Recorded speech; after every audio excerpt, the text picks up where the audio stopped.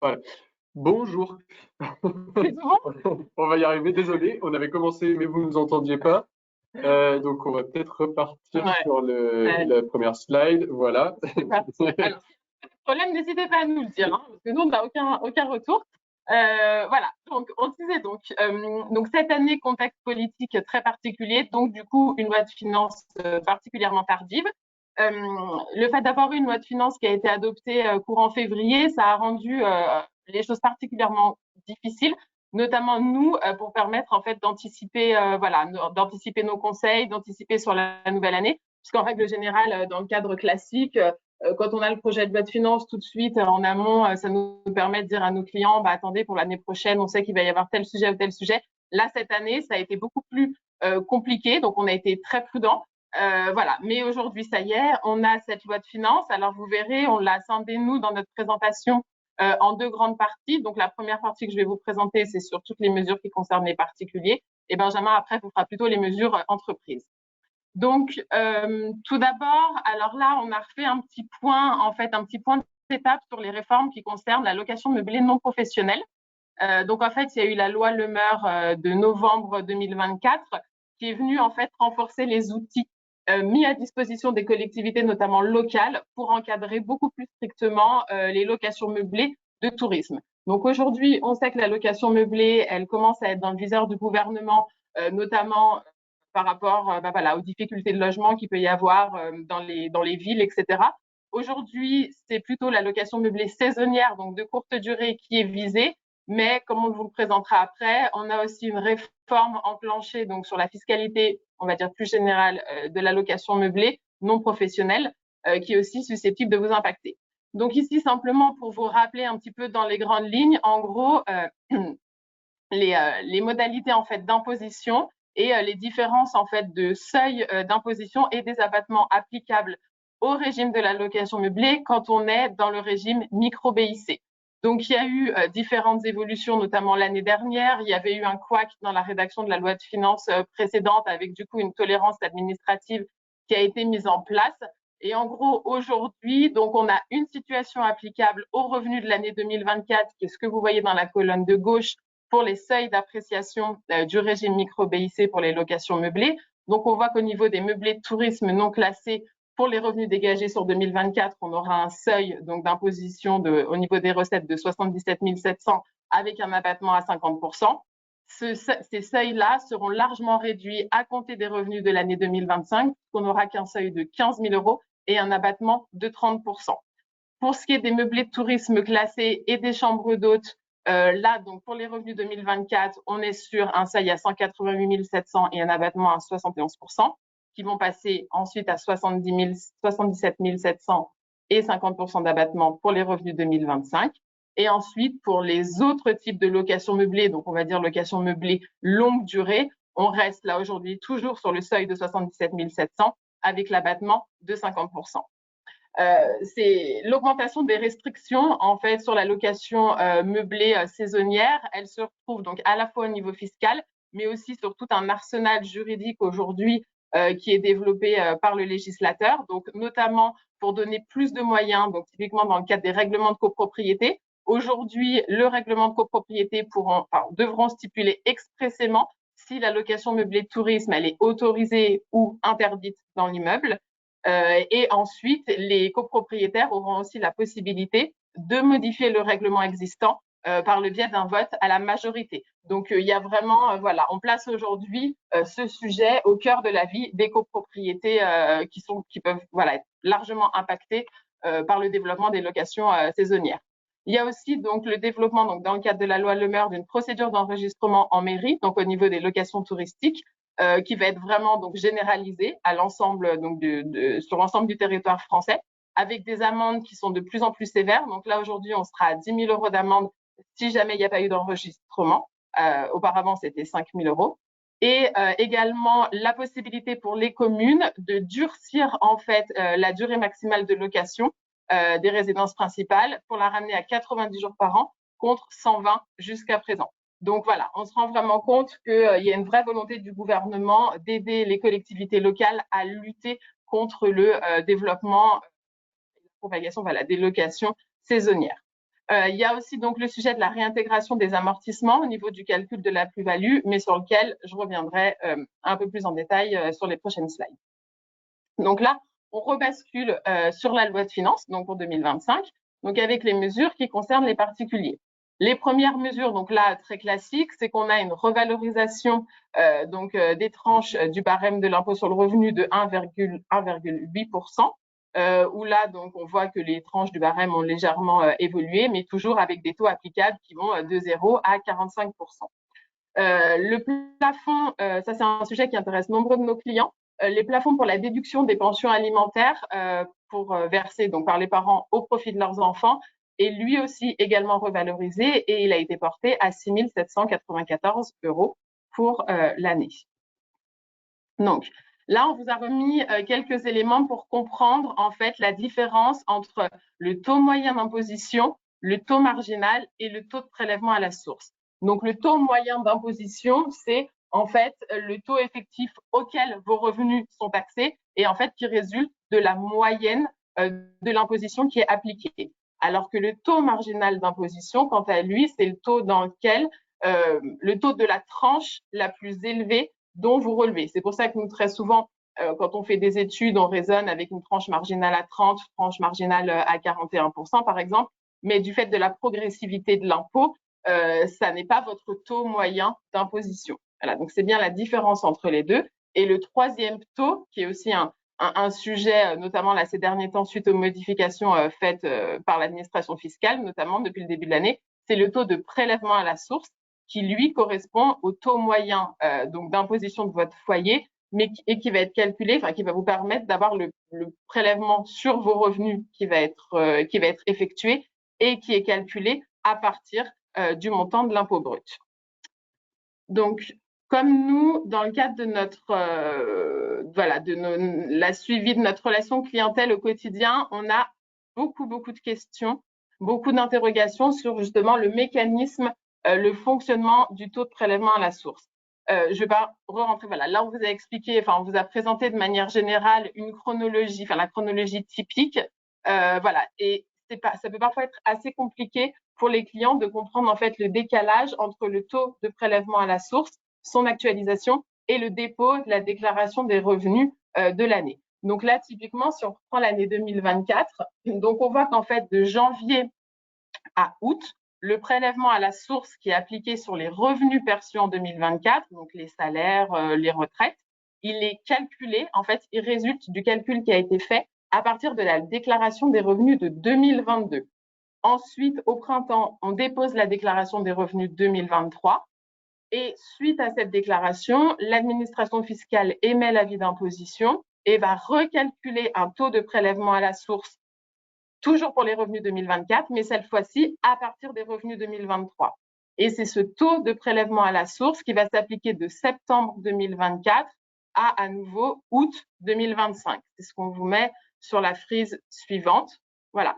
Donc, ce décalage, en fait, dans le calcul du taux de prélèvement à la source, il peut parfois être un peu compliqué, notamment quand il y a eu des variations de revenus. Donc, c'est vrai que nous, ce qu'on conseille toujours, c'est que lorsque vous commencez à voir que vous avez des fluctuations de revenus d'une année sur l'autre, un changement de situation personnelle, l'arrivée d'un enfant, on vous conseille toujours d'anticiper au maximum, de nous contacter pour qu'on puisse vous faire des simulations et pour vous permettre surtout en fait d'éviter d'avoir un reliquat d'impôt vraiment trop important à l'issue de la période fiscale. L'autre point sur lequel je vous en touche deux mots, c'est qu'aujourd'hui, il y a aussi un changement qui va s'opérer en septembre par rapport au taux de prélèvement à la source. Jusqu'à présent, donc c'est notamment pour les contribuables mariés, pour lesquels en fait c'est un taux commun de prélèvement à la source qui est appliqué. À partir de septembre, de facto, tout le monde va passer en taux individualisé.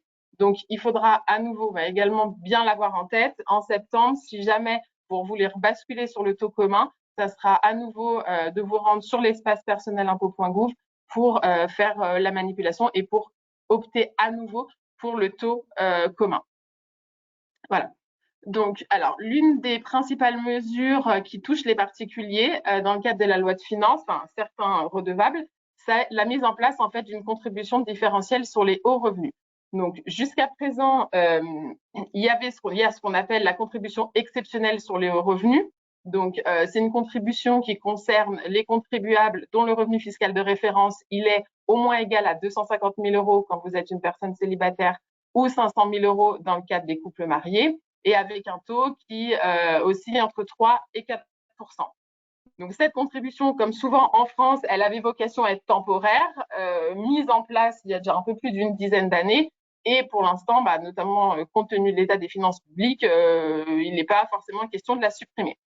Et dans la lignée de cette contribution exceptionnelle sur les hauts revenus, la loi de finances pour 2025 met en place une contribution différentielle sur les hauts revenus, où là, ce sont toujours les mêmes, ce sont les mêmes contribuables visés, à savoir qu'on va regarder ceux pour lesquels le revenu fiscal de référence est de 250 000 euros pour les célibataires ou 500 000 pour les contribuables mariés. Et là, on va dire que l'objectif en fait de cette contribution différentielle, c'est de s'assurer que ces contribuables-là ont bien une imposition minimum de 20%.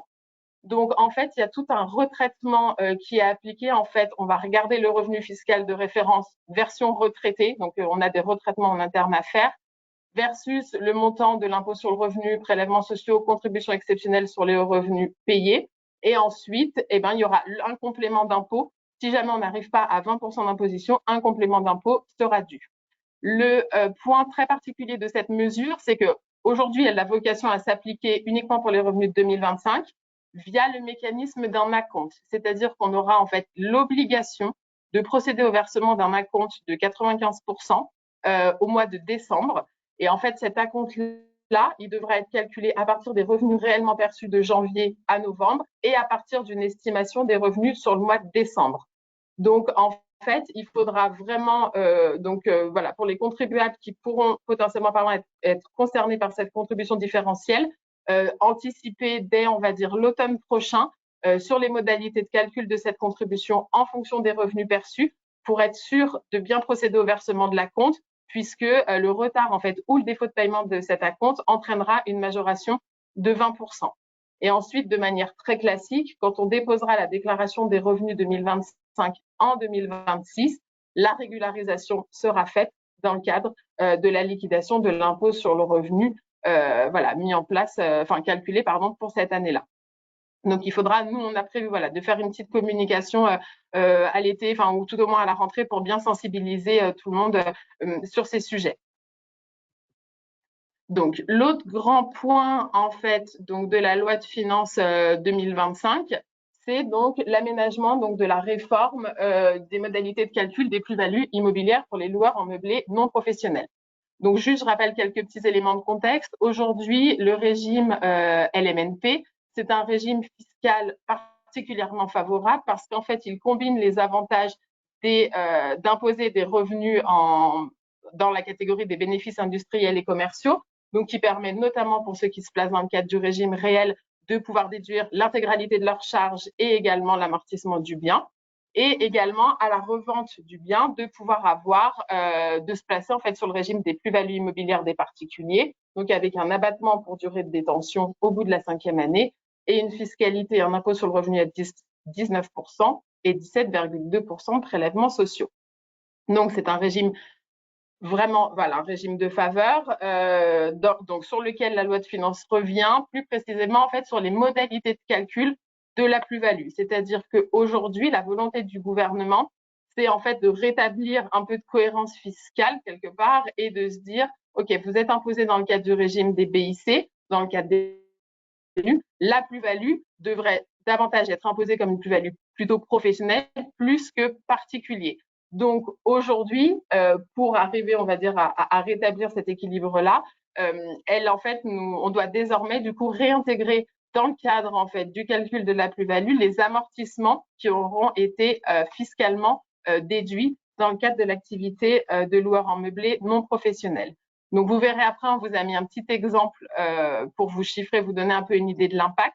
Il y a certains types de locations meublées non professionnelles qui ne sont pas visés par la réforme, à savoir donc les biens situés en résidence étudiante, en résidence senior et en EHPAD. Donc cette réforme, elle s'applique donc dès la promulgation de la loi de finances, donc le 15 février 2025, pour toutes les mutations intervenues à compter de cette date. Donc, et par contre, un point, parce qu'on a déjà eu plusieurs fois la question, il y a aujourd'hui, on va attendre en fait les commentaires de l'administration fiscale sur la mise en œuvre de ce dispositif, notamment sur le fait de savoir si est-ce que des contribuables en micro-BIC sont également concernés par la réforme. Qu'est-ce qui se passe? Ou alors, si je suis au régime réel, mais que j'arrête mon activité de loueur en meublé non professionnel et je revends 3 ans après, voilà. Tout ça, c'est des aspects plutôt pratico-pratiques sur lesquels nous, on attend voilà, les commentaires de l'administration pour avoir un peu plus de détails. Mais voilà, donc là, on vous a mis un exemple pour vous illustrer un peu l'impact plus que significatif du coup de cette réforme-là.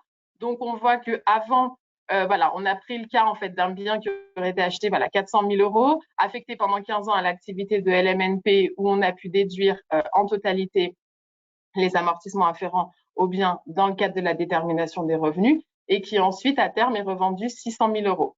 On voit que à gauche, sur le dispositif en vigueur avant, on arrivait grosso modo à une fiscalité d'à peu près 24 000 euros et un produit net de cession de 575 000 sur un prix de vente de 600. C'était quand même ce qui voilà, faisait une fiscalité assez, on va dire, acceptable.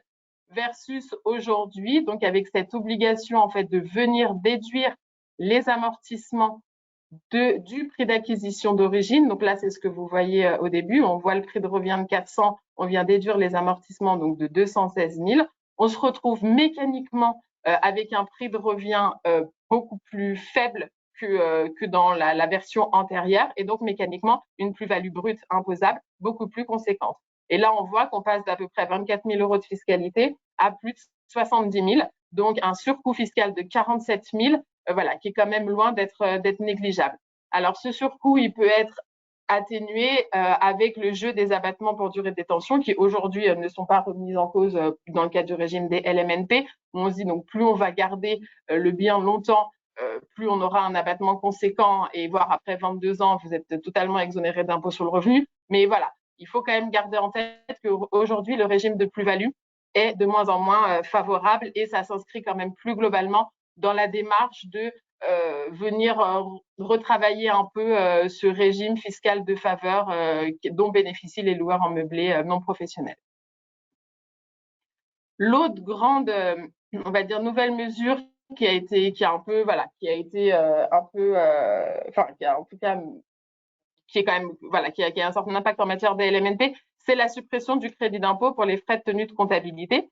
Donc, jusqu'à aujourd'hui, dès lors qu'en fait, vous exerciez l'activité de LMNP avec des seuils de recettes qui faisaient que normalement vous étiez davantage dans le régime fiscal micro-BIC et que vous vous placiez spontanément au réel, vous pouviez donc bénéficier d'une réduction d'impôt, enfin d'un crédit d'impôt plutôt, pardon, pour les frais de tenue de comptabilité, dont le montant était plafonné à 915 euros.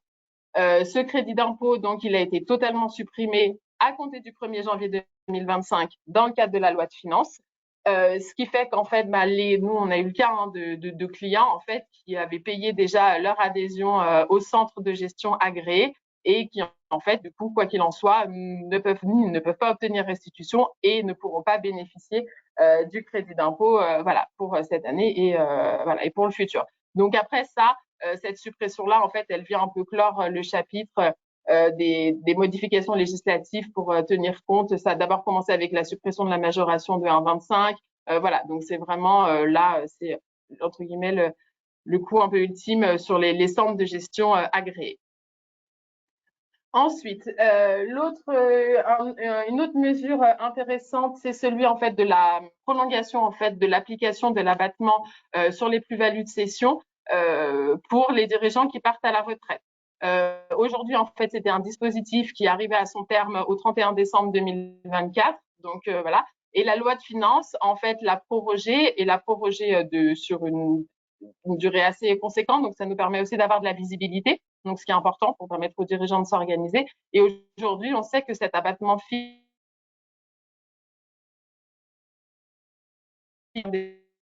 décembre de 500 000 euros pour départ à la retraite, il est applicable jusqu'au 31 2031.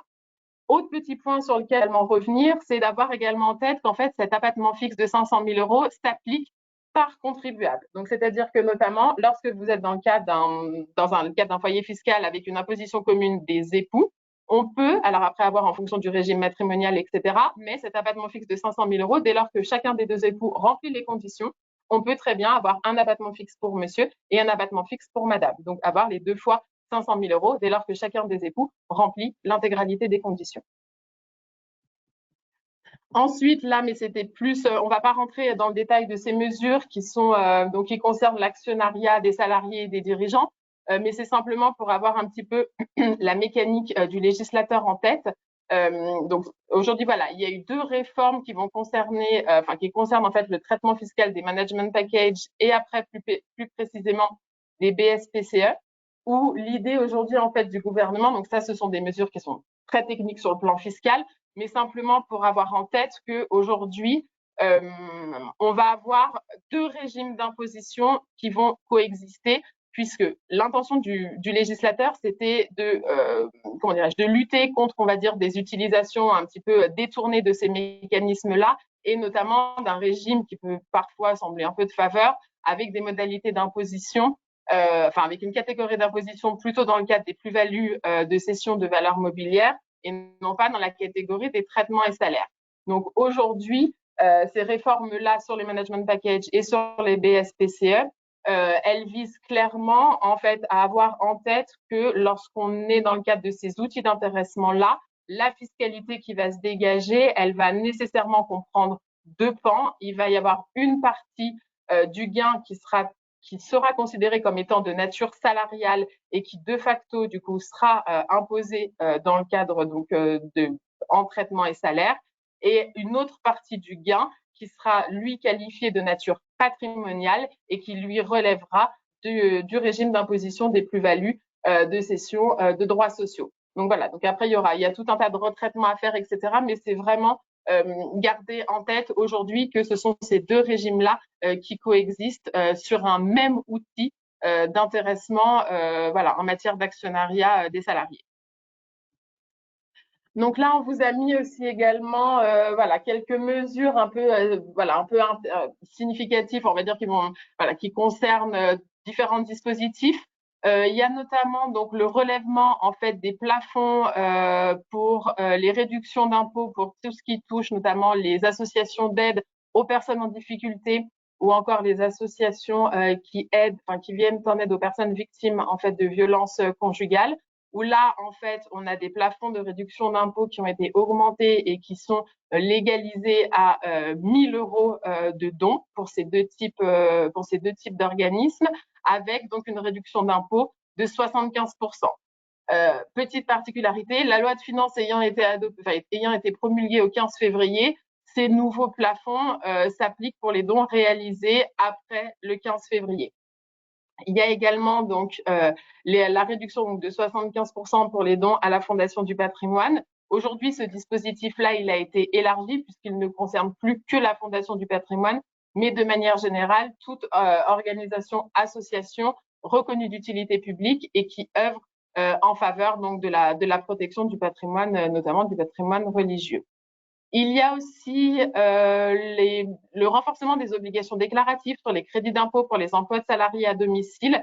On se rend compte que d'année en année, il y a de plus en plus de mentions qui deviennent obligatoires. Donc, notamment nous, quand on établit les déclarations d'impôt pour nos clients, on a l'obligation de renseigner certaines mentions. Sinon, la déclaration, on a une erreur bloquante et on ne peut pas envoyer la déclaration. Donc là, à nouveau, la loi de finances ajoute des mentions obligatoires, donc à savoir qui vont concerner la nature de l'organisme, ainsi que l'identité en fait de la personne morale ou physique qui bénéficie en fait des sommes pour l'emploi salarié à domicile, et également la nature des prestations rendues. Donc ça veut dire que nous aujourd'hui, dans le cadre notamment de notre campagne de déclaration d'impôts, il faut absolument notamment nous transmettre les attestations et ne plus nous dire dans un mail j'ai versé 3 000 euros pour l'emploi de salarié à domicile, puisque ce sont des informations qu'on devra obligatoirement renseigner pour pouvoir adresser votre déclaration d'impôt en temps et en heure. Et ensuite, je laisse Benjamin vous présenter les mesures concernant les entreprises. Donc du coup, là, on va voir différentes mesures qui concernent les entreprises. Donc on a classé en bénéfices industriels et commerciaux, BNC, bénéfices agricoles. Et on va parler aussi un petit peu de la TVA et notamment des taxes, le malus CO2 sur les véhicules qui évolue aussi à compter du 1er janvier 2025. En matière de bénéfices industriels et commerciaux et d'impôts sur les sociétés, donc on a diverses mesures dans la loi de finances qui vont principalement toucher les grandes entreprises. C'était un peu la volonté du législateur de toucher à la fois les grandes entreprises et les personnes bénéficiaires de revenus un peu importants, notamment la contribution différentielle était mise en place pour ça. Donc on va avoir plusieurs types de contributions pour les entreprises à chaque fois dont le chiffre d'affaires est supérieur ou égal à 1 milliard d'euros. Donc on voit quand même que ça touche pas énormément d'entreprises. En gros, ça touche globalement les entreprises qui sont les entreprises du CAC 40, qui sont les principales personnes visées par ces mesures-là. Donc on a une première contribution exceptionnelle qui est temporaire. Pour les entreprises qui ont un chiffre d'affaires qui est supérieur à 1 milliard d'euros, et cette contribution va s'appliquer à un taux de 20,60% ou 41,20% du montant de l'impôt sur les sociétés qui est dû par ces entreprises-là. On a aussi une contribution spécifique, mais qui concerne uniquement les entreprises de transport maritime. En fait, en gros, cette contribution, a priori, elle ne devrait concerner que CMA, CGC, c'est ça, voilà. Parce que c'est la seule entreprise de transport maritime française avec un chiffre d'affaires supérieur à 1 milliard d'euros, qui, elle, va avoir une contribution exceptionnelle de 12% du montant de ses bénéfices. Et on a ensuite une taxe sur les réductions de capital par annulation d'actions rachetées. Donc là, c'est pareil, encore une fois, ça va viser surtout les opérations qui sont faites par les entreprises du CAC 40 qui visent à faire des grosses vagues de rachat d'actions sur le marché coté pour les annuler. Donc du coup, pour limiter cette démarche-là, on va avoir une taxe supplémentaire de 8% non déductible de l'impôt sur les sociétés pour les opérations qui seront faites par ces entreprises-là. Donc on en parle un petit peu rapidement parce que ça concerne effectivement pas grand monde en gros, mais voilà, il faut savoir que c'est des hausses d'impôts qui sont quand même assez significatives. Ça le représente de mémoire à peu près 40% à chaque fois de hausse d'impôts. Et vous avez, je pense, tous entendu Bernard Arnault pas être content de ces dispositifs-là, pas parce qu'il voulait pas contribuer, parce qu'il avait bien insisté sur le fait qu'il était prêt à contribuer de manière un peu exceptionnelle, mais surtout par le fait que cette contribution, elle n'est pas soumise de l'autre côté à des politiques de baisse de dépenses publiques. Voilà. Donc ça, c'était les premières mesures qui intéressent vraiment les grandes entreprises.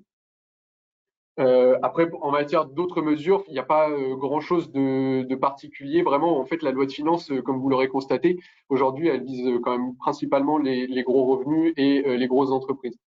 En matière de bénéfices non commerciaux, donc on a profité de la loi de finances pour revenir sur le régime là qui commence à s'appliquer pour les revenus de l'année 2024. Donc ça, je pense que vous êtes à peu près tous informés maintenant.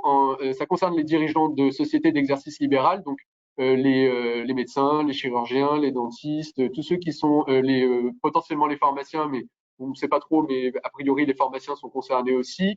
En gros, pour les revenus avant 2024, vous déclariez vos rémunérations de gérant comme un traitement et salaire, donc dans la case 1GB de votre déclaration des revenus. Un dirigeant qui gagnait 150 000 euros par an déclarait 150 000 euros qui étaient taxés comme un salaire, donc principalement avec l'abattement de 10% pour frais professionnels. Donc ça, c'était avant 2024. À compter des revenus de l'année 2024, donc on va déclarer cette année en mai 2025, la modalité de répartition change. Du coup, pour les dirigeants qui sont concernés, on aura 5% de la rémunération qui va continuer d'être considérée comme un traitement et salaire, donc déclaré comme avant avec un abattement de 10%, mais avec un abattement de 10%, vous aurez compris, est bien réduit, parce que si on parle d'un exemple d'une personne qui gagne 150 000 euros, si on prend que 5% de sa rémunération en traitement et salaire, bah, cette personne, elle avait un peu moins de 15 000 euros d'abattement pour frais professionnels, donc elle va se retrouver avec quasiment plus rien. Et le reste de la rémunération, 95%, qui est taxé dans la catégorie des bénéfices non commerciaux, qui nécessite du coup la souscription d'un formulaire spécifique que ces dirigeants avaient l'habitude de souscrire, notamment quand ils n'étaient pas en société d'exercice libéral, mais en entreprise individuelle. Et là, en fait, le gros effet qu'a cette réforme-là, c'est en fait de supprimer l'abattement de 10% sur la plupart des rémunérations perçues par ces dirigeants-là. Donc ça, c'est un gros changement. Je pense que on a quand même bien communiqué dessus. Donc voilà, cette année, par exemple, l'abattement pour frais professionnels de 10%, il est plafonné à 14 000 euros. Bah, en fait, l'impact fiscal, il est très simple. Hein, pour quelqu'un qui est dans la tranche à 40 ou 45%, En gros, sur 14 000 euros qui étaient déduits avant, qui généraient une économie d'impôt à la louche de un peu moins de 7 000 euros, bah, cette année, en fait, les 7 000 euros seront plus calculés, quoi. Sauf sur 5% de la rémunération, mais ce qui n'est pas un gros montant. Donc ça, c'est vraiment la grosse réforme des dirigeants de sociétés d'exercice libéral. Ça résulte pas de la loi de finances véritablement, mais on a voulu en reparler ici parce que c'est quand même un changement assez important. En matière de bénéfices agricoles, on avait eu pas mal d'échanges avec le gouvernement Attal parce que les agriculteurs notamment avaient fait des manifestations pour solliciter des allègements fiscaux, voilà. Le gouvernement Barnier avait prévu de les mettre en place avec la première loi de finances qui avait été déposée en octobre, mais qui a été annulée du fait du renversement du gouvernement. Donc, on a plein de mesures qui intéressent les agriculteurs, qui étaient très attendues par eux justement. Donc on en a fait une petite sélection. Notamment, on a un aménagement des régimes d'exonération des plus-values professionnelles.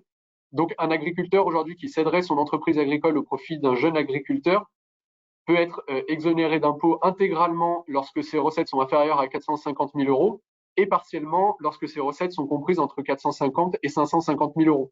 Ça, c'est un dispositif qui existe de droit commun, qui est moins avantageux, et du coup, les seuils ont été rehaussés spécifiquement pour les entreprises agricoles, avec la condition quand même de céder au profit d'un jeune agriculteur. Donc, il y a des conditions spécifiques à respecter.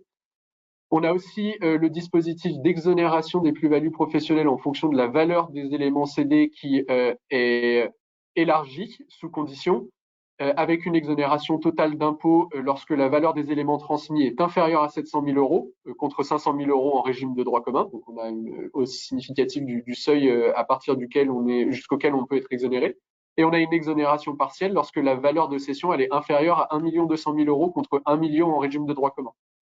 Donc là, en fait, l'objectif, c'est de favoriser les cessions et de les rendre plus intéressantes qu'aujourd'hui et faciliter l'installation aussi des jeunes agriculteurs. Enfin, on a un dispositif en cas de départ à la retraite. Donc, le régime de départ à la retraite permet une exonération quasi totale d'impôt sur le revenu, sur les plus-values qui sont réalisées dans ce cadre-là. On a un mécanisme qui est mis en place spécifiquement pour les agriculteurs qui leur permet de faire des cessions échelonnées sur une durée de 6 ans maximum. En régime de droit commun, vous êtes obligé de céder l'intégralité de votre activité au moment où vous faites valoir vos droits à la retraite. Donc là, on a un régime qui permet d'étaler la cession sur 6 ans, ce qui permet, je pense, à mon avis, de faciliter la reprise par le repreneur avec des cessions échelonnées. On a aussi la prorogation de certains crédits d'impôt qui ont été actés, donc notamment le crédit d'impôt en faveur des dépenses de remplacement pour congé, qui est prorogé jusqu'au 31 décembre 2027, mais qui est aussi augmenté, enfin qui est pas augmenté, pardon, mais c'est un crédit d'impôt en fait qui est de 60% et qui va jusqu'à 80% du montant des dépenses engagées par un exploitant agricole pour se faire remplacer pendant ses congés. Et on a aussi le crédit d'impôt en faveur des exploitations à haute valeur environnementale qui est étendu aux certifications octroyées également en 2025, qui devait s'arrêter en 2024. Donc voilà, on a ces mesures-là qui sont mises en place spécifiquement pour les exploitants agricoles. Donc on va voir maintenant différentes mesures en matière de TVA. Donc, pour les particuliers, on a la TVA sur les chaudières à combustible fossile et panneaux photovoltaïques. Donc, avant le 1er janvier 2025, on a un taux réduit de TVA à 5,5 qui s'applique sur les travaux de rénovation énergétique qui remplissent certaines conditions qu'on a relistées ici. Depuis le 1er janvier 2025, les chaudières qui fonctionnent avec des combustibles fossiles étaient exclues du bénéfice du taux réduit de TVA à 5,5, mais les modalités de rédaction de la loi permettaient de permettre l'application du taux intermédiaire de 10% sur ces dépenses-là. La loi de finances, elle vient modifier du coup et clarifier un peu la loi à compter du 1er mars 2025. Donc aujourd'hui, c'est expressément prévu que les dépenses d'achat de chaudières qui fonctionnent avec des combustibles fossiles sont exclues et de 5,5 et du taux de 10% et elles sont au taux normal de 20%. Le seul bénéfice du taux réduit ou intermédiaire continue de s'appliquer pour les dépenses de réparation ou d'entretien de ces chaudières. Mais l'achat d'une chaudière à combustible fossile sera maintenant soumis au taux de TVA de 20%. Et donc ça, c'est pour les chaudières. Pour les panneaux photovoltaïques, donc là, l'objectif, c'est de faciliter et d'inciter les contribuables à installer des panneaux photovoltaïques. Donc, on a déjà un taux de 5,5 qui était prévu. Non, on avait un taux de 10 qui était prévu pour les installations de panneaux photovoltaïques avec une puissance inférieure ou égale à 3 kWh. Je me rappelle plus mince, le C, je sais plus ce qu'il veut dire. Bon, on avait un taux de 10% qui s'appliquait et jusqu'à cette puissance-là et un taux de 20% au-dessus. Aujourd'hui, le taux de 5,5, il va s'appliquer pour les installations de panneaux photovoltaïques qui ont une puissance inférieure ou égale à 9 kWh, voilà, engagé à compter du 1er octobre 2025. Donc, on a un élargissement du taux réduit de 5,5 aux panneaux photovoltaïques en vue d'inciter les contribuables du coup à installer à avoir ce type d'installation. Et grosse nouveauté pour, je pense notamment les entrepreneurs de travaux qui sont concernés, c'est la suppression de l'attestation qui devait être fournie par les clients pour appliquer le taux réduit de 5,5 ou de 10%. Donc ça, on a fait une communication récemment sur ce point-là. Ça concerne les entrepreneurs qui, pour pouvoir appliquer la TVA à 5,5 ou à 10 au titre des travaux qu'ils réalisaient, devaient faire signer une attestation à leurs clients. Donc aujourd'hui, cette attestation, elle est supprimée. En revanche, elle est remplacée par le fait de faire apparaître sur les factures ou sur les devis certaines mentions avec une attestation sur l'honneur de leurs clients. Donc l'attestation est supprimée, mais en gros, il faut quand même adapter les factures pour qu'elles puissent prévoir d'ajouter un petit paragraphe qui nécessitera une signature du client. En matière de TVA aussi, ça a fait beaucoup couler d'encre ces derniers temps, c'est les nouveaux seuils de franchise en base de TVA. Donc alors là, il faut s'accrocher un petit peu parce que les changements sont assez compliqués à appréhender. Donc, avant le 1er janvier 2025, c'était compliqué, le seuil de franchise en base de TVA. Donc, il y avait deux seuils qui s'appliquaient, un seuil normal, un seuil majoré et un seuil qui était différent selon que vous aviez une activité de vente de marchandises ou de fourniture de logement et une autre activité. Et en plus, il fallait regarder le CAN-1, le CAN-2. Enfin, c'était un peu une usine à gaz de déterminer les règles de franchise en base de TVA avant 2025. À compter du 1er janvier 2025, donc ça c'était prévu par la loi de finances, les seuils étaient un peu ajustés, avec notamment ce qui était le plus intéressant, la suppression de la référence à l'année N-2, enfin plus intéressant pour nous parce que c'était plus facile à analyser, peut-être moins intéressant pour les contribuables. Mais voilà, ça c'était la réforme qui était anticipée, qui avait été lancée pendant la loi de finances 2024 et qui est entrée en vigueur au 1er janvier 2025. Mais ce n'est sans parler de la loi de finances pour 2025 qui, elle, est venue alors supprimer totalement la différenciation selon votre activité et abaisser drastiquement les seuils de franchise en base. Donc la loi de finances, elle abaisse le seuil pour toutes les activités à 25 000 euros et un seuil majoré à 27 500 euros. Je vous expliquerai à la fin comment on analyse la chose, mais voilà, on est obligé de repartir de tout ça pour voilà, voir un peu comment ça se passe aujourd'hui. Suite au mécontentement de la loi de finances 2025, le gouvernement a décidé de stopper un peu la mise en place de la réforme pour faire des concertations. Donc en fait, là où les contribuables devaient potentiellement appliquer la TVA au 1er mars 2025, ils ont pu ne pas l'appliquer tout de suite. Mais le 3 mars 2025, l'administration fiscale a publié un rescrit qui explique du coup maintenant comment on doit raisonner. Donc on vous a rappelé les modalités de raisonnement ici. Donc entre le 1er janvier 2025 et le 29 février 2025, sortent du régime de franchise en base les entreprises dont le chiffre d'affaires de 2024 a dépassé 37 500 euros pour les activités de prestation de services autres que les ventes à consommer sur place ou 85 000 euros pour les autres activités. Donc, les contribuables qui, en 2024, avaient dépassé ces seuils-là sont obligés d'appliquer la TVA dès le 1er janvier 2025, mais normalement, ça, c'était acté. Sortent également du régime de franchise en base à compter de la facture de dépassement les entreprises dont le chiffre d'affaires a dépassé entre le 1er janvier 2025 et le 29 février 2025, 41 250 pour les activités de prestation de services, autres que les ventes à consommer sur place et les prestations d'hébergement, et 93 500 euros pour les autres activités. Donc ça vise les entrepreneurs qui, entre le 1er janvier 2025 et le 29 février 2025, ont dépassé ce montant-là de chiffre d'affaires. Les entreprises dont le chiffre d'affaires 2024 était inférieur à tous ces seuils-là pendant la période entre le 1er janvier 2025 et le 29 février 2025, elle reste toujours dans le cadre de la franchise en base de TVA. Ensuite, on regarde à compter du 1er mars 2025. Donc là, à compter du 1er mars 2025, sont concernés par l'application de la TVA et la suppression du régime de franchise en base, mais effectif à compter du 1er juin 2025, toutes les entreprises dont le chiffre d'affaires 2024 était supérieur à 25 000 euros. Vous êtes un entrepreneur individuel, vous avez dépassé 25 000 euros de chiffre d'affaires en 2024, vous n'êtes pas concerné par la suppression du seuil de franchise en base entre le 1er janvier et le 29 février.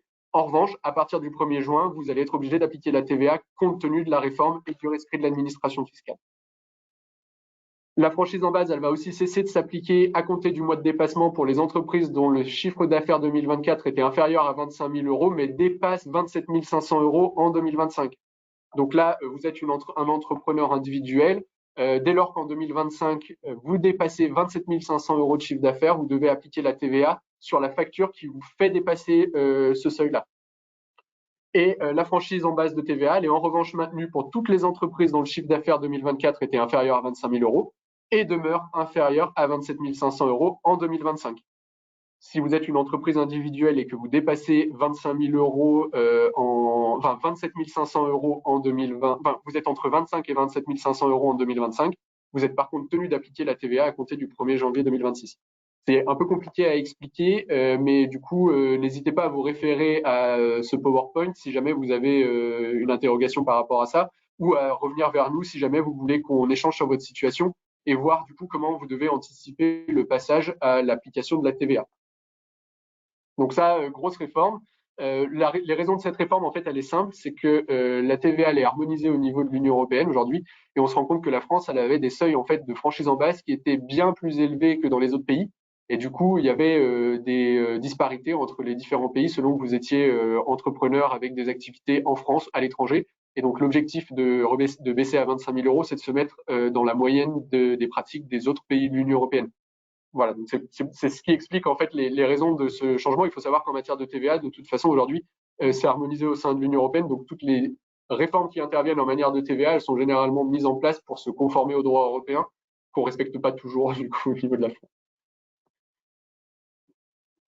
Voilà, donc en matière de taxes diverses, on a la taxe sur l'immatriculation des véhicules. Donc ça intéresse beaucoup d'entre vous. Généralement, on a quand même beaucoup de questions par rapport à ça. Donc, sans surprise, si vous n'avez pas un véhicule électrique, vous allez être de plus en plus taxé. Hein, c'est un peu l'idée du dispositif.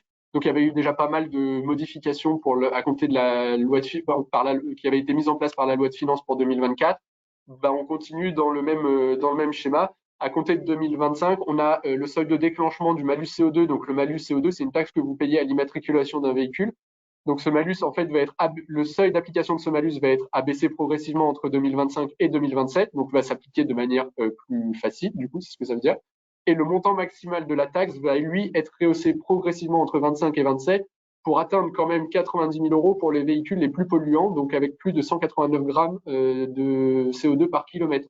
Ça veut dire que vous achetez un véhicule à 50 000 euros qui a 189 grammes de CO2 par kilomètre, vous allez payer 50 000 euros pour acheter votre véhicule et 90 000 euros de taxes. Donc votre véhicule va vous coûter 140 000 euros. Voilà, donc c'est ça que ça veut dire aujourd'hui d'acheter un véhicule polluant. Donc bien évidemment, si vous vous orientez vers un véhicule 100% électrique, vous serez mieux loti. Mais voilà, après avec la contrainte que a la problématique aujourd'hui du véhicule électrique.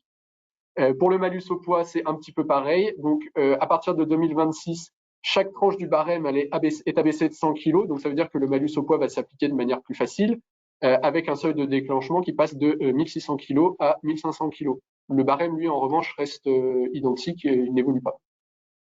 Donc, voilà, la grosse question à se poser au moment d'un achat de véhicule, mais on se rend compte quand même que les concessionnaires sont très informés de ça, et généralement, quand vous allez voir un concessionnaire pour acheter un véhicule, il est en mesure, en théorie, de vous expliquer à peu près tout ce que vous allez payer à ce niveau-là. Donc, voilà, n'hésitez pas à vous rapprocher de vos concessionnaires. En gros, le vrai conseil aujourd'hui qu'on peut donner, si vous devez renouveler un véhicule et que le véhicule électrique vous freine pas, c'est d'aller sur un véhicule électrique. Ce sera bien moins coûteux que d'acheter un véhicule même hybride, parce que les véhicules hybrides aujourd'hui sont mieux traités que les véhicules à essence, mais pas forcément aussi bien que les véhicules électriques. Donc voilà, il y a vraiment un choix à faire au moment de l'achat de votre véhicule. En matière d'impôts locaux, donc on revient, on en avait parlé l'année dernière sur la suppression de la CVAE, donc toujours dans la même lignée des dépenses publiques avec des besoins de réduction des déficits, la suppression de la CVAE qui devait va être repoussée. Donc là, on vous a mis un tableau de calcul. On va peut-être pas rentrer dans le détail année par année, mais ce qu'on peut remarquer quand même, c'est la CVAE 2025. Donc la CVAE 2025, elle a un traitement un petit peu particulier. Pourquoi? Parce que la loi de finances, elle a été promulguée après le fait générateur de la CVAE 2025 qui intervient le 1er janvier 2025. Donc le législateur pouvait pas rétroagir au moment où il a promulgué, enfin au moment où où la loi de finances a été votée. Du coup, ce qui a été prévu pour que la CVAE 2025 soit du même montant finalement, enfin, avec un même taux que la CVAE 2024, c'est d'appliquer une contribution de 47,40% sur le montant de la CVAE 2025. Donc ça, c'est un peu spécifique. Voilà, on le note parce que en fait, la loi de finances, elle peut pas être rétroactive. Donc ça veut dire qu'elle a été promulguée en février 2025, elle peut pas rétroagir sur le 1er janvier 2025. Donc là, c'était pour vous montrer un petit peu le tour de passe-passe législatif qui est mis en place pour contrer la non-rétroactivité et quand même avoir une CVAE 2025 qui soit équivalente à la CVAE 2024. Et donc après, on se rend compte que la suppression, finalement, elle n'interviendra pas avant la CVAE 2030. Alors que normalement, c'était la CVAE 2027 de mémoire qui était la dernière à régler. Donc voilà, on ne sait pas finalement si cette imposition va être supprimée, mais pour le moment, ce n'est pas le cas. En matière d'obligations déclaratives, donc ça, je pense que vous vous en rappelez tous aussi, en 2023, il y a eu une grosse campagne de la DGFiP pour son nouvel outil de déclaration des locaux à usage d'habitation sur l'espace impôt.gouv. Donc, on rappelle quand même ici que selon une récente étude de la Cour des comptes, donc le coût de cette mesure est catastrophique. Ça, c'est un premier point. Et on se rend compte aussi au final que 24% des locaux n'avaient pas été déclarés par leurs propriétaires, ce qui est quand même pas neutre. On rappelle du coup que l'administration fiscale n'appliquait pas d'amende jusqu'à présent, mais qu'on pense qu'elle va commencer à le faire si les personnes ne se mettent pas en ordre par rapport à ça. L'amende, elle est de 150 euros par local. C'est pas un montant très important, mais bon, c'est vrai que la démarche n'est pas très compliquée à réaliser. Si ça peut permettre d'éviter d'avoir 150 euros d'amende, c'est quand même pas mal. Donc ça, c'est pareil, on peut vous assister pour le faire. On vous avait assisté au tout début. On rappelle aussi quand même que tous les changements doivent être déclarés avant le 1er juillet de chaque année, parce que on se rend compte quand même que la démarche, quand c'est nous qui l'avons fait, on l'a faite l'année de mise en place du dispositif. En revanche, on n'est pas tout à fait convaincu que ce soit suivi après par les propriétaires, parce que on se rend compte parfois que c'est pas à jour. Donc, on rappelle que c'est obligatoire de mettre à jour à compter du 1er juillet de chaque année. Le mieux serait de mettre à jour dès que vous constatez un changement, comme ça c'est plus simple, ça vous évite d'avoir à vous en rappeler l'année suivante ou en juillet, quoi. À compter de 2025, ces obligations déclaratives, elles sont un petit peu élargies. Donc avec notamment l'obligation maintenant de mentionner les motifs de l'éventuelle vacance de certains locaux. Pourquoi on va vers ça? Vous avez dû vous rendre compte l'année dernière, si vous avez été concerné, qu'il y a eu beaucoup d'erreurs et que beaucoup de contribuables ont été soumis à la taxe sur les logements vacants, alors que leur logement n'était pas vacant, ou que leur logement était dispensé de taxe sur les logements vacants pour plusieurs raisons. Donc en fait, quand vous recevez une taxe sur les logements vacants alors qu'elle n'est pas due, il faut faire une démarche auprès des impôts pour dire que vous n'êtes pas redevable pour telle ou telle raison. Donc en fait, je pense que les impôts ont dû en avoir un petit peu marre et ont décidé de mettre en place au niveau de la déclaration des biens immobiliers une case de motifs de vacances pour être sûr de ne pas l'appliquer et de ne pas avoir des contribuables qui leur font des réclamations toute l'année sur un gros volume. On doit aussi indiquer le gestionnaire de location, le cas échéant. Donc ça veut dire qu'il va falloir donner les coordonnées, notamment de vos régies qui gèrent les biens immobiliers que vous louez. Et on a une nouvelle obligation qui, elle, est mise par contre à la charge des personnes qui occupent les biens. Ça veut dire qu'en tant qu'occupant, maintenant, vous allez être aussi tenu de faire une déclaration sans en être propriétaire. Ça vise par exemple le cas où, je ne sais pas, votre résidence secondaire est par exemple détenue par une SCI. Donc vous n'êtes pas propriétaire des locaux, mais vous êtes occupant. Vous allez devoir faire une déclaration pour dire que vous êtes occupant de ce local. L'objectif ici, à mon avis, c'est surtout d'éviter les loupés en matière de taxes d'habitation sur les résidences secondaires. Pourquoi? Parce que les communes ont souvent décidé de majorer, d'appliquer une majoration assez significative sur la base de calcul de la taxe sur les résidences secondaires. Donc pour éviter les loupés liés au fait que l'occupant n'est pas forcément le propriétaire. Donc ça s'est mis en place à compter de 2025. Donc, dans le cadre de la campagne de déclaration de revenus, on aura sûrement à échanger sur ces points-là, si jamais on doit faire la mise à jour et la déclaration pour votre compte. Donc, n'hésitez pas à nous solliciter également si vous avez des questions.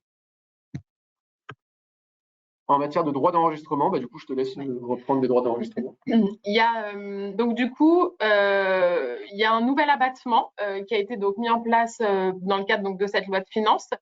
À savoir, donc du coup, à partir donc du 15 février 2025, donc les dons de sommes d'argent donc consentis en pleine propriété, soit au profit d'un enfant, d'un petit enfant ou d'un arrière-petit enfant, ou à défaut d'avoir une telle descendance, à un neveu ou à une nièce, peuvent bénéficier en fait d'un abattement de 100 000 euros. Alors, il faut avoir en tête que, en fait, dans le cadre de la mise en place de ce dispositif-là, on a une double limite, c'est-à-dire que chaque donateur peut donner 100 000 euros à un bénéficiaire et chaque bénéficiaire peut recevoir, lui, en tout, jusqu'à 300 000 euros dans le cadre de ce dispositif. Alors, ce dispositif, il est encadré sur l'affectation des sommes, à savoir donc les sommes d'argent données pour pouvoir rentrer donc dans le cadre de ce cadre législatif-là. En fait, elles doivent être affectées dans les 6 mois de la donation, soit à l'acquisition d'un immeuble neuf ou en VFA occupé à titre de résidence principale par le bénéficiaire de la donation, ou alors donné à bail à une autre personne qui n'est pas non plus membre du foyer fiscal du bénéficiaire pendant au moins 5 ans. Donc ça, c'est le premier volet. Donc typiquement, des parents qui souhaiteraient aider leurs enfants à acquérir leur résidence principale neuve ou en VFA, c'est vraiment un dispositif aujourd'hui intéressant puisqu'en fait, il vient en plus, c'est vraiment un dispositif à part et qui vient en fait en complément de tous les autres dispositifs d'abattement qui existent aujourd'hui. Donc ça, c'est le premier cas d'affectation des sommes. La deuxième possibilité pour l'affectation de ces sommes, c'est qu'elles doivent servir, sinon, si ce n'est pas pour l'acquisition d'un immeuble neuf ou en VFA, elles doivent servir en fait à financer des travaux éligibles, enfin des travaux de rénovation énergétique qui rentrent dans le cadre du dispositif de MaPrimeRénov'. Donc en fait, les travaux listés et éligibles, voilà, sont précisément les travaux qui relèvent notamment du décret d'application de MaPrimeRénov'. Et donc ces sommes-là, voilà, doivent être également affectées dans les 6 mois de la donation pour rentrer dans ce dispositif. À savoir là qu'il y a une petite précision, à savoir que vous ne pouvez pas bénéficier et à la fois de l'abattement et à la fois des primes de rénovation énergétique. Donc en fait, si jamais il y a des primes ANA qui sont versées aux bénéficiaires dans le cadre de dispositif MaPrimeRénov', votre montant de dons exonérés ne pourrait être que la différence entre les 100 000 et les primes versées. Donc, quoi qu'il en soit, en fait, au-delà de cette limite-là, il y a aussi le fait, donc l'obligation en fait pour le bénéficiaire de la donation de conserver, que ce soit l'immeuble acquis neuf ou alors l'immeuble qui a fait l'objet des travaux de rénovation énergétique, de conserver le bien pendant 5 ans. Donc aujourd'hui, c'est un dispositif voilà, qui s'inscrit en fait de mémoire pour les dons réalisés entre le 15 février 2025 et le 31 décembre 2026. Donc qui peut être intéressant donc et qui peut donc comme je vous le disais en fait se cumuler avec l'abattement pour transmission en ligne directe donc de 100 000 euros. Donc pour rappel, chaque parent peut transmettre à ses enfants des biens de toute nature, notamment somme d'argent à hauteur de 100 000 euros par parent, par enfant, avec une exonération totale de droits. Et il se cumule également avec ce qu'on appelle communément le don Sarkozy, donc à savoir le don manuel de somme d'argent, qui aujourd'hui est exonéré à hauteur de 31 865 euros. Donc là, c'est vraiment dans le cadre de l'intention du législateur de notamment inciter, on va dire, les contribuables à aller vers de l'immobilier, soit rénové avec les critères de rénovation énergétique actuels, soit vers voilà, des acquisitions sur des immeubles bâtis neufs qui répondent aux nouvelles normes environnementales. Il y a aussi donc en fait la possibilité dans le cadre donc de la loi de finances de permettre en fait au niveau des départements, je crois que c'est au niveau des conseils départementaux, de venir en fait majorer ce qu'on appelle communément les frais de notaire. C'est-à-dire qu'aujourd'hui, donc quand on parle des frais de notaire quand on fait une acquisition immobilière, en fait les frais de notaire à 5,80% en fait se composent de différents droits. Il y a un droit départemental qui est à hauteur de 3,80 et qui peut aller aujourd'hui jusqu'à 4,5% dans quasiment tous les départements. À ce droit départemental-là s'ajoute la taxe additionnelle qui, elle, va à la commune à hauteur de 1,20%. Et ensuite, également, un prélèvement pour frais d'assiette de 2,37%. Aujourd'hui, dans le cadre de la loi de finances, la loi de finances donne la possibilité aux conseils départementaux notamment de voter une possible augmentation du droit départemental qui va donc pouvoir passer notamment au lieu d'être de 5,80% à environ 6,31%. À savoir que, petite particularité, c'est que par contre, la hausse de ce droit de vente ne pourra pas être appliquée pour les primo-accédants pour lesquels le droit départemental sera nécessairement en fait plafonné à 4,5%. Donc cet allègement pour les primo-accédants, donc voilà, oui, c'est ça. Et le bénéfice de la réduction d'impôt, enfin de la réduction de droits, pardon, est quand même tout de même soumise à condition, à savoir que les acquéreurs ont l'obligation de conserver pendant 5 ans la résidence principale qu'ils auront achetée. Et sur cette possibilité offerte par les conseils départementaux d'augmenter les droits de vente, on se rend compte qu'il y a déjà, d'ores et déjà, dès aujourd'hui, des conseils départementaux qui se sont emparés du sujet et qui ont acté de la hausse de ces droits-là au niveau local. Et enfin, donc, juste quelques petites mesures donc, qui concernent en fait plutôt le contrôle, enfin, ou le contentieux fiscal. La première, en fait, c'est que l'administration, enfin, aujourd'hui, le législateur permet à l'administration, en fait, d'avoir un contrôle encore plus poussé et encore plus étendu sur les fausses domiciliations à l'étranger. Voilà, donc on rappelle toujours que le transfert de résidence fiscale donc hors de France, ça va bien au-delà de se dire que je vends ma résidence principale en France et je vais aller vivre 6 mois à l'étranger. Il y a des critères fiscaux et enfin d'analyse, voilà, au niveau des critères économiques, etc. Qui sont beaucoup plus étendus, donc qui demandent vraiment une appréciation au cas par cas pour vraiment acter d'un réel transfert de résidence fiscale à l'étranger. Et donc aujourd'hui, pour lutter contre les abus, l'administration fiscale, elle va désormais disposer d'un délai de reprise donc de 10 ans pour les contribuables qui se seraient prévalus en fait d'une fausse domiciliation fiscale à l'étranger. Donc ça veut dire quoi dans les faits? Ça veut dire que si vous, depuis 10 ans, vous vous considérez comme non résident et admettons que vous avez conservé quelques revenus de source française et vous vous cantonnez à déclarer ces revenus de source française et que l'administration fiscale conteste votre domiciliation à l'étranger, donc par tout le biais de tout un tas de preuves, etc. Donc ça peut aller très loin, hein. Ça va sur l'analyse des comptes bancaires, etc. Enfin voilà. Et ben en fait, elle pourra remonter jusqu'à 10 ans. Donc voilà, avoir des rappels d'impôts tant en matière d'impôt sur le revenu que d'impôt sur la fortune immobilière. Un autre pan en fait des réformes, ça concerne en fait tout ce qui touche donc les actifs numériques, donc à savoir notamment par exemple tout ce qui va être crypto-monnaie, voilà, crypto-monnaie et plus généralement pardon, les actifs numériques qui sont détenus. Donc déjà, on vous rappelle que en fait ces placements, enfin déjà de manière générale, lorsque vous détenez des comptes plus largement à l'étranger, on vous rappelle que vous avez l'obligation de déclarer ces comptes sous peine d'avoir une amende qui va s'appliquer pour chaque compte non déclaré et chaque année. Donc ça peut vraiment chiffrer très très vite. Voilà, le cas classique, surtout maintenant avec des plateformes, etc. On a vite fait d'ouvrir des comptes avec des références en fait de domiciliation à l'étranger. Ces comptes-là doivent impérativement être déclarés dans le cadre de la déclaration d'impôt sur le revenu tous les ans. Au-delà de ça, maintenant, on a également une obligation en fait de déclaration aussi de tout ce qui est les actifs numériques, avec le dépôt d'un formulaire dédié, donc le formulaire 3916 bis, qui lui doit également être déposé à l'appui de votre déclaration d'impôt sur le revenu. À côté de ces obligations déclaratives-là, est également mis en place un accroissement, en fait, un accroissement en fait des échanges automatiques d'informations avec les plateformes numériques. Et à compter en fait de 2026, ces plateformes-là auront l'obligation de communiquer sur les détenteurs de ces actifs numériques auprès de l'administration fiscale française. Donc, en gros, jusqu'à présent, notamment, je vois sur les cryptos, nous, on avait le cas au cabinet, des fois, on se disait, oui, non, mais j'en ai, mais rien de significatif, etc. Certes, en fait, ici, ce qui pose le sujet, ça n'est pas le montant des actifs détenus, mais c'est la détention des actifs en tant que tel qui doit être déclarée. Et voilà. Et se mettre en ordre de marche dès cette année, c'est toujours préférable, plutôt que d'attendre d'avoir un contrôle de l'administration fiscale. Et enfin, donc également un renforcement des modalités de contrôle en fait des crédits d'impôt.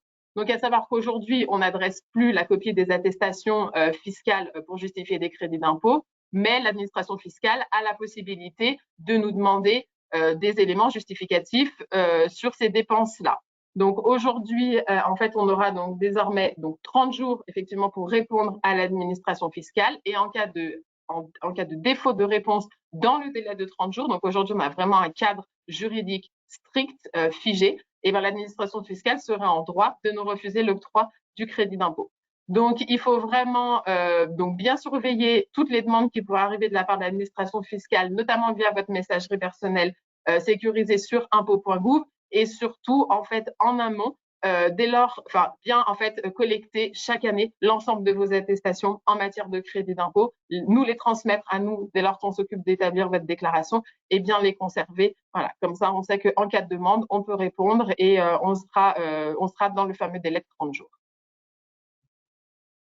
Voilà, donc on a fait le tour, voilà, donc des principales mesures. Hein, on n'est pas allé décortiquer voilà chaque mesure. On a essayé de retenir celles qui nous semblaient les plus pertinentes vous concernant. Donc, si vous avez des questions, n'hésitez pas. Donc, soit là dans le cadre peut-être du chat, ou alors même après, hein, Benjamin et moi, on reste à votre disposition, voilà, pour répondre aujourd'hui, ou même par la suite, sachant que nous de notre côté, voilà, sur la partie plutôt déclaration, on va bientôt lancer la campagne de déclaration d'impôt sur le revenu. Donc voilà, n'hésitez pas à revenir vers nous et à nous consulter si besoin.